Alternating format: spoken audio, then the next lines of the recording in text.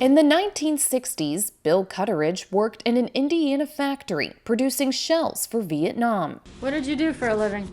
I was assistant plant manager in a metal place. Back then, workers were not given masks, so Bill spent his days breathing in lead dust. In 2013, he was diagnosed with throat cancer. Bill underwent a total laryngectomy and received a TEP, short for tracheoesophageal puncture. A tracheoesophageal puncture is when the ENT goes in and surgically creates a puncture hole between the trachea and the esophagus, and then implanting a tracheoesophageal prosthesis into that hole, which is another means of being able to verbally communicate. Patients who qualify typically receive the TEP 3 to 6 months after surgery. You're giving them back a lot of independence and freedom. They can use the phone now and people understand them. Lee Health speech therapist Stacey Brill teaches patients how to use their new voice. I'm going to teach them the breath support, how to maintain it, how to clean it, how to problem solve. Bill transitioned from writing notes to communicate to being able to speak again with the TEP. They come into you the day after getting a puncture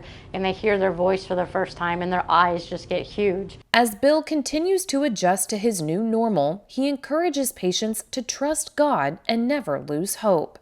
For Lee Health, I'm Lindsay Morton.